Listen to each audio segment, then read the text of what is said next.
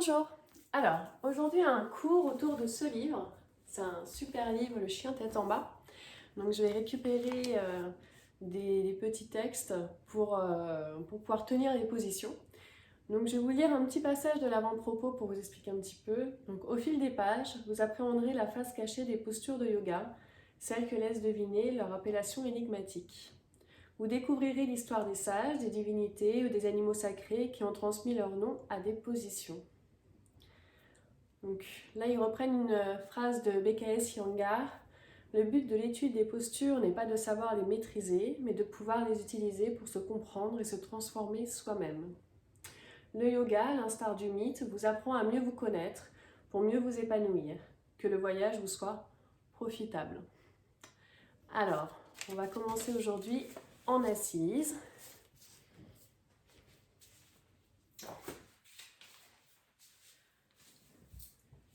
Avec un mudra, Ganesha Mudra. Ganesha Mudra, les doigts sont accrochés, les coudes en opposition, les épaules basses. Pensez toujours à cet axe qu'on doit garder, donc n'hésitez pas à changer la position si vous voyez tout de suite que le dos est arrondi. Ganesha Mudra. On prend un temps ici, on peut fermer les yeux.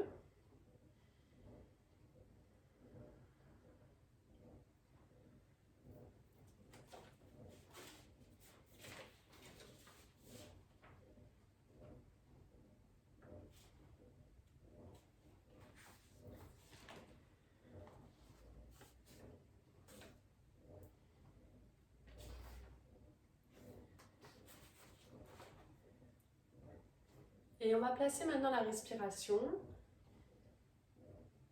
Quand vous inspirez, vous pensez à cet axe, grandissez-vous. Et quand vous expirez, vous pressez les mains ensemble, opposition au niveau des coudes, les épaules restent basses. Il y a vraiment une tension. Inspire, je relâche cette tension. Et expire, tension. Avec sa tête d'éléphant et son énorme corps glouton, Ganesha est l'une des divinités les plus vénérées au quotidien. On dit que tout réussit à celui qui se place sous la protection de ce Dieu bienveillant. Le dieu éléphant est le dieu des transitions. Il est aussi seigneur des obstacles. Les hindous lui rendent hommage avant toute nouvelle entreprise afin qu'il aide à surmonter les difficultés inévitables. Donc, quand je lis les petits passages, essayez de rester sur votre exercice. Inspire, on relâche la pression et expire, opposition au niveau des coudes. Les mains placées à hauteur de poitrine, les doigts repliés et imbriqués. Le mudra Ganesha nous fait écarter les coudes tout en gardant les doigts liés. Ce faisant, elle élargit l'espace du cœur. On dit que ce mouvement dissipe ses peurs et apaise les tensions, tout en favorisant l'enthousiasme et la persévérance. Autant de bienfaits propices à la concrétisation d'un projet ou tout simplement au commencement d'une nouvelle journée.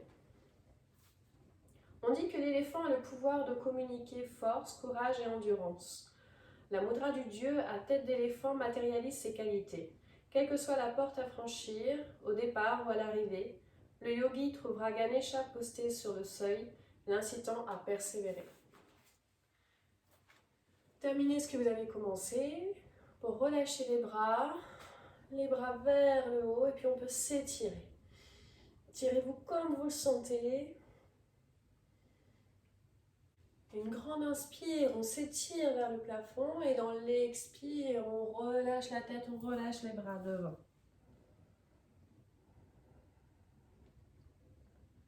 Pour dérouler le dos, passez sur les pieds, largeur du bassin, on garde les genoux un peu pliés, le bassin qui monte, la tête est relâchée, les bras sont relâchés. Et on déroule le dos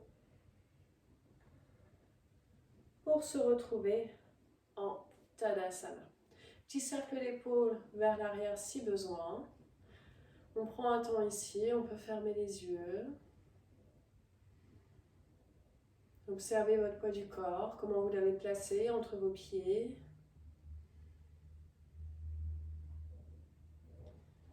Et on ouvre les yeux. On passe sur le devant du tapis pour la salutation au soleil. Inspire, on est en haut. Expire, main vers le cœur. Inspire vers le haut. Expire, on descend. Inspire, pied droit derrière. Et expire, chien tête en bas. Inspire, la planche. Expire, position de l'enfant.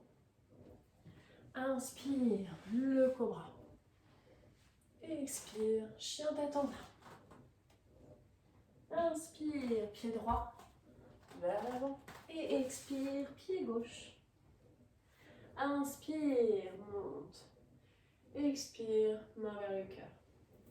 Inspire et expire.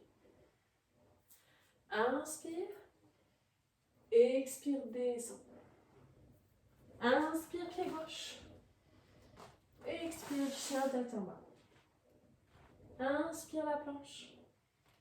Expire, position de l'enfant. Inspire le cobra. Et expire, chien tête en bas. Inspire, pied gauche. Expire, pied droit. Inspire, monte. Expire, main vers le cœur. Inspire. Expire. Inspire. Expire, descend. Inspire, pied droit. Expire, chien tête en bas et on reste ici pour quelques respirations. Donc restez en chien tête en bas.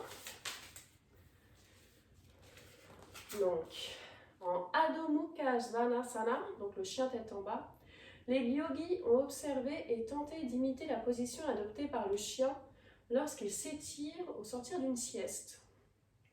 Poitrail vers la terre et croupe vers le ciel. Les pattes antérieures sont tendues vers l'avant et l'échine s'étire de tout son long. Mais le chien peut aussi adopter cette posture lorsqu'il manifeste son enthousiasme et son envie de jouer.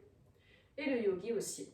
En effet, si le chien tête en bas permet d'étirer le dos et les épaules, la posture aurait aussi pour effet de stimuler l'enthousiasme. Le simple fait de rester quelques instants en Adho Mukha Svanasana générerait un regain d'enthousiasme, encourageant à poursuivre la pratique. Se métamorphoser en chien, c'est rester fidèle au chemin qu'on a choisi de suivre et trouver de la joie dans la routine de la pratique. Dans la prochaine inspire, on passe en planche. Et expire, position de l'enfant. Inspire, le cobra. Expire, chien tête en bas. Inspire, pied droit vers l'avant. Et expire, pied gauche. Inspire, monte. Et expire, main vers le cœur. Inspire. Expire, main vers le cœur. Inspire. Expire, descend. Inspire, pied gauche. Et expire, chien tête en bas. Inspire, la planche. Expire, fesses vers les talons. Inspire, le cobra. Expire, chien tête en bas. Inspire, pied gauche. Expire, pied droit. Inspire, monte. Et expire, main vers le cœur. Tadasana, position de la montagne. On ferme les yeux.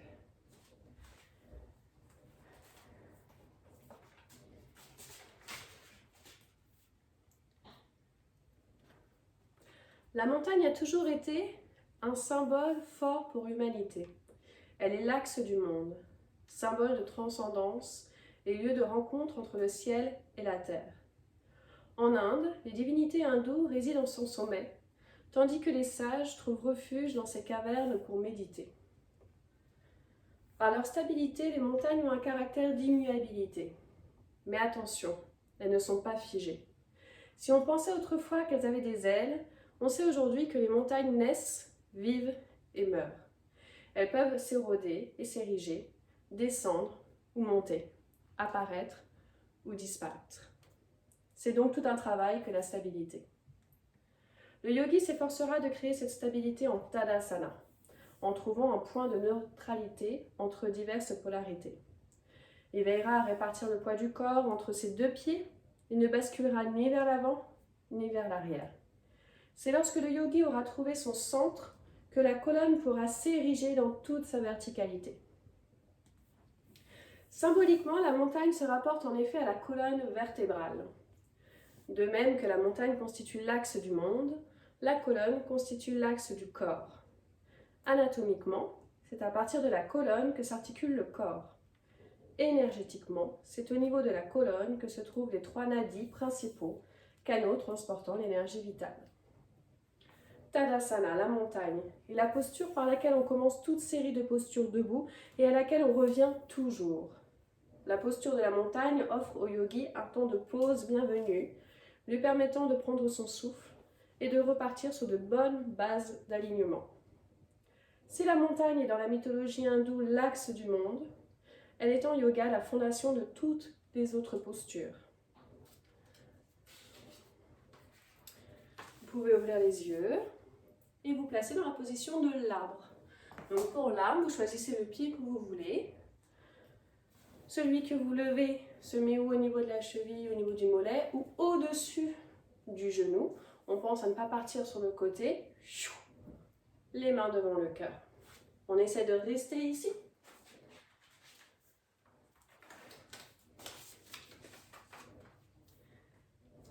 L'arbre. Ses feuilles ont la souplesse de se laisser guider par le vent. Son tronc a la force de résister aux rafales. Ses racines sont profondément ancrées dans la terre. Ses branches s'élèvent vers le ciel. Force et souplesse, enracinement et déploiement, l'arbre, comme le yoga, unit les contraires. L'arbre est l'un des thèmes symboliques les plus riches et les plus répandus. Symbole de la vie, les hommes se sont de tout temps identifiés à lui. Les yogis n'ont pas fait exception en lui consacrant une posture, Vrikshasana. Vous pouvez changer de pied. Planté sur une jambe, le yogi imagine que des racines partant de sa plante de pied viennent s'ancrer profondément dans le sol. En observant l'arbre, il a compris que plus profondes seront ses racines, plus haut il pourra s'élever. Par sa verticalité, l'arbre est considéré comme un lien entre le ciel et la terre. Il s'abreuve par les racines, il respire par les feuilles. Sol et soleil, terre et ciel.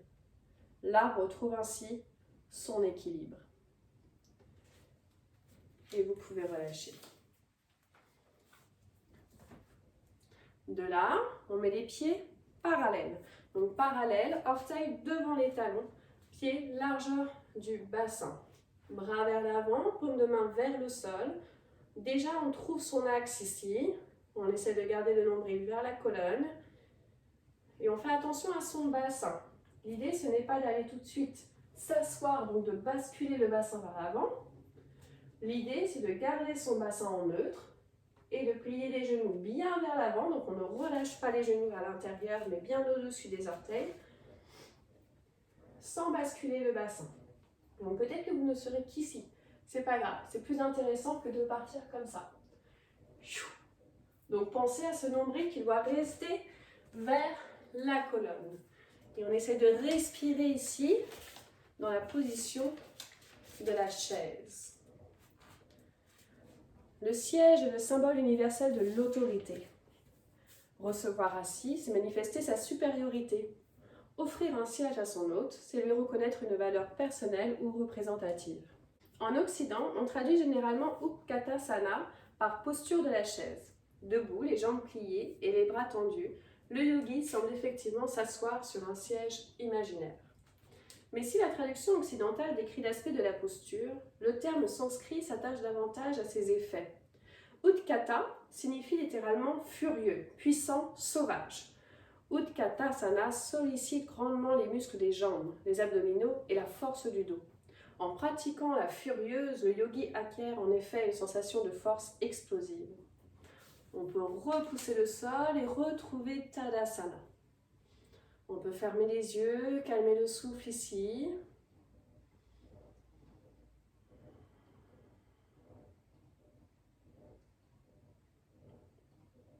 pour un deuxième set. On ouvre les yeux, les bras vers l'avant, paume de main vers le sol et c'est parti pour la chaise. En renforçant le corps et le mental, la chaise permet au yogi de développer sa propre autorité intérieure. Il n'aura pas besoin d'attendre qu'un siège lui soit offert pour affirmer sa valeur. Utkatasana fait naître une sensation de puissance tranquille, dénuée d'orgueil et de supériorité. On essaie d'aller un petit peu plus loin dans la chaise pour 3, 2, 1 et on repousse. Des cercles d'épaule vers l'arrière, position de la montagne, Tadasana.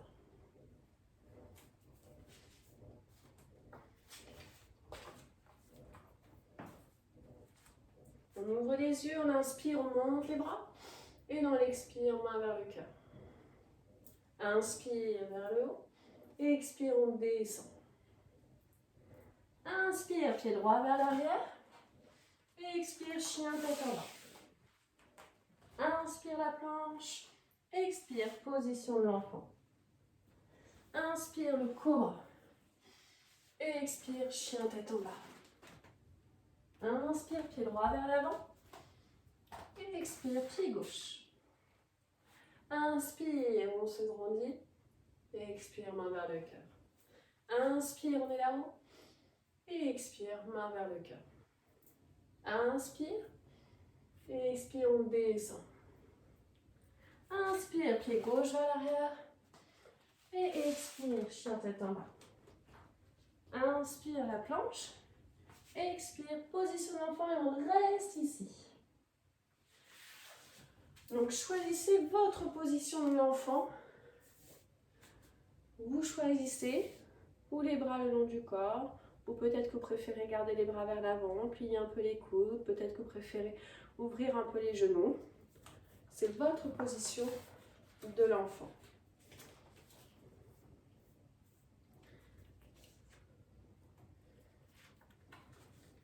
Dans le ventre de l'enfant. Avant chaque début, il y a une fin. Des nuages noirs obscurcissent le ciel, des pluies féroces martèlent le sol, les 7 rivières déferlent et les 4 océans débordent. C'est la fin de l'ancienne ère, la destruction du monde avant sa régénération. Le sage Markandeya était le seul témoin de ce déluge cosmique. Épargné par le cataclysme, il arpentait la terre devenue marécage à la recherche d'un asile ou d'un compagnon de route. Le vieil homme, épuisé et désespéré, s'arrêta un instant pour reprendre son souffle. Une immense feuille flottant à la surface de l'eau apparut alors dans son champ de vision. Sur ce radeau de fortune, un petit enfant suçait son gros orteil, pleinement absorbé à cette tâche et semblait ignorer le chaos alentour. L'enfant affichait une sérénité pour le moins déconcertante au vu des circonstances. Markandeya s'approcha, l'enfant ouvrit la bouche et le sage fut aspiré. Un instant plus tard, le vieil homme se trouvait dans le ventre de l'enfant. Et là, partout autour de lui, le vieil homme reconnut des arbres, des rivières, des oiseaux, des troupeaux, des rues, des villes, l'univers tout entier, celui qui avait été anéanti par le déluge. Le sage marcha longtemps, plus de 100 ans, sans jamais atteindre la fin de ce corps. Soudain, l'enfant expira et le sage se retrouva dehors. « J'espère que tu t'es bien reposé », lui chuchota l'enfant. L'enfant qui contenait la création en lui attendait l'éveil de Brahma pour redonner vie à l'univers. L'enfant savait que les choses ne meurent jamais. Elles disparaissent en un instant pour reparaître quand il est temps. L'enfance représente la simplicité naturelle et la spontanéité. Dans la tradition hindoue, les sages se conduisent à la façon des enfants, libres de tout attachement et de toute aversion. Ils sont maîtres de leurs désirs. Agissant sans intention ni arrière-pensée, les sages, comme les enfants, sont tout entiers à leur être actuel. En adoptant cet état d'esprit, le yogi pourra se reposer dans la posture de l'enfant. En balasana, le torse est incliné sur les cuisses de manière à protéger les organes vitaux. C'est une posture sécurisante, par laquelle on replie son corps pour trouver refuge en soi. Elle évoque la position fétale, que privilégient d'ailleurs beaucoup d'adultes pour s'endormir. Markandeya s'est reposé dans le ventre de l'enfant dans un moment de transition cosmique, entre la fin d'une ère et le début d'une nouvelle. De même, au sein d'une séance, la posture offre au yogi un moment de répit bienvenu entre deux postures plus exigeantes. En dehors de la séance, elle est une occasion de s'abandonner et d'observer, paisible et concentré. Quelle que soit l'ampleur du déluge alentour, Balasana offre l'opportunité de se reposer en soi.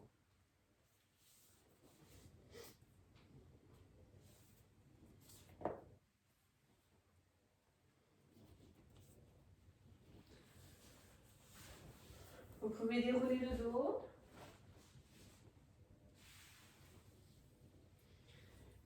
Et amener les jambes vers l'avant d'un coup.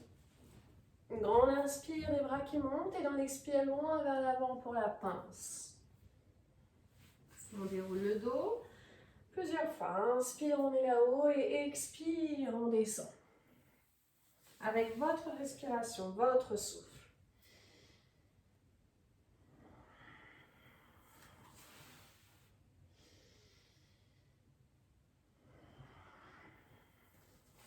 Et puis à votre prochaine inspire, vous restez là-haut pour quelques respirations. Et on marche sur les ischions pour se retrouver sur le devant du tapis. On récupère ses genoux. Et puis aujourd'hui, on va essayer de prendre un petit peu de temps dans la charrue. Donc la charrue, vous envoyez les pieds vers le sol. Vous essayez de rester ici. On ne monte pas en chandelle cette fois-ci, mais le but est d'essayer de garder le bassin bien levé et les pieds vers le sol. Si ça ne touche pas le sol, ce n'est pas grave. À vous.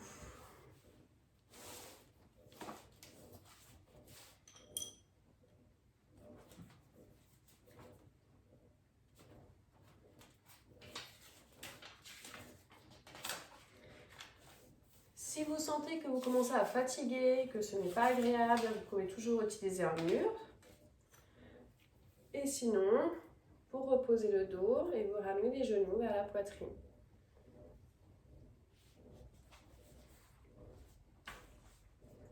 La charrue est l'outil qui permet d'ouvrir et retourner la terre avant de l'ensemencer. De par son usage, elle est symbole de fertilité et d'abondance.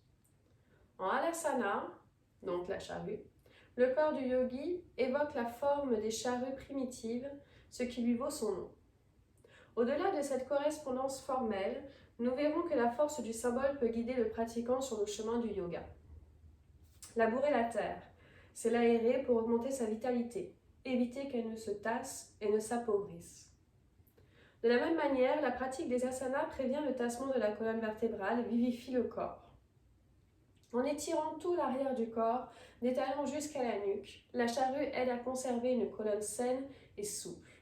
À l'instar des autres asanas, la charrue prépare le terrain afin de pratiquer sans limitation physique les autres branches du yoga, exercices de respiration, concentration, méditation.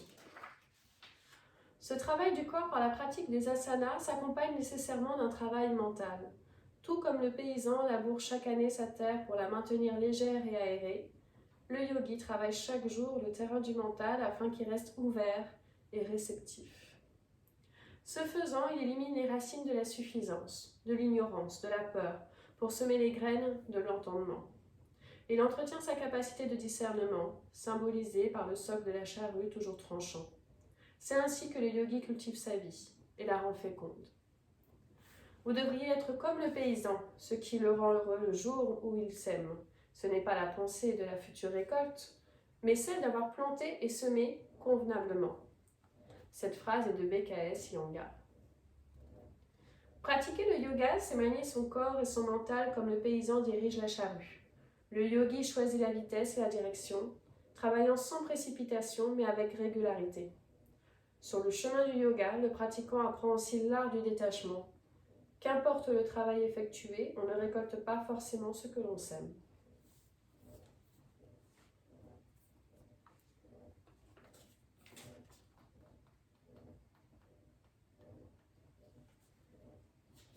Doucement, vous pouvez reposer le dos. Essayez de garder un maximum de contrôle dans cette descente pour après amener les genoux vers la poitrine.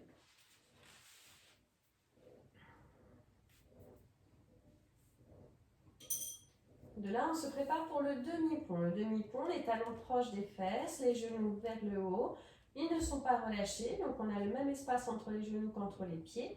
Les bras le long du corps, paume de main vers le sol, le regard vers le plafond. Et on va essayer de rester dans cette position du demi-pont. Donc on monte le bassin et on reste en haut. On essaie de ne pas écarter les genoux, mais de garder les genoux avec le même écart. Et on reste là-haut pour quelques respirations.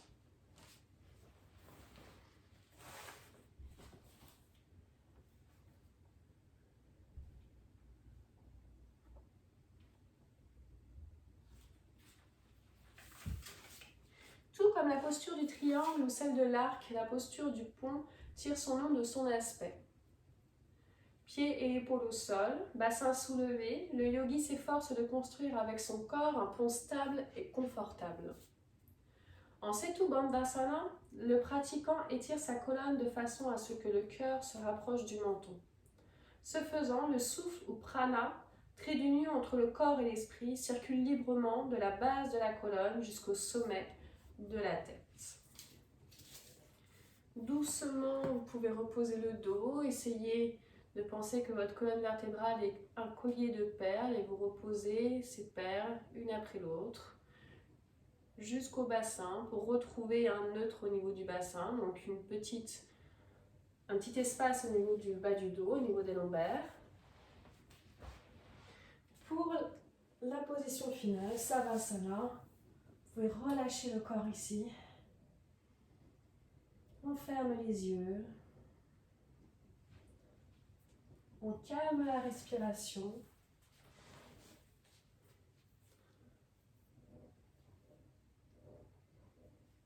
Pour terminer ce cours, je vais revenir sur l'avant-propos, sur cette phrase de BKS Iyengar. On va prendre un temps pour réfléchir à cette phrase. Le but de l'étude des postures n'est pas de savoir les maîtriser, mais de pouvoir les utiliser pour se comprendre et se transformer soi-même. Le but de l'étude des postures n'est pas de savoir les maîtriser, mais de pouvoir les utiliser pour se comprendre et se transformer soi-même.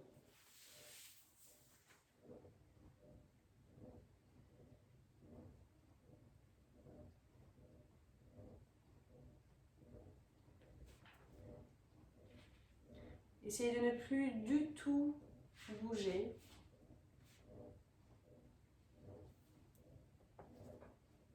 Votre corps s'enfonce dans le sol. La respiration se calme. Essayez de rester dans l'instant présent, ici et maintenant.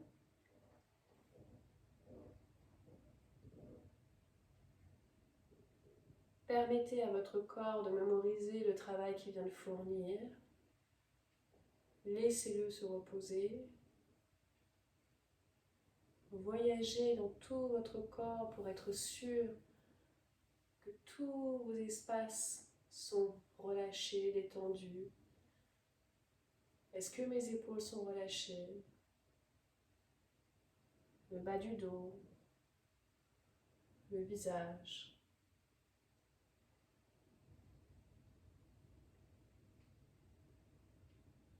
Et quand vous sentez que vous êtes arrivé à une bonne détente, à un bon lâcher-prise, à ce moment-là, vous pourrez bouger des extrémités du corps, placer les mains ensemble, frotter les mains ensemble.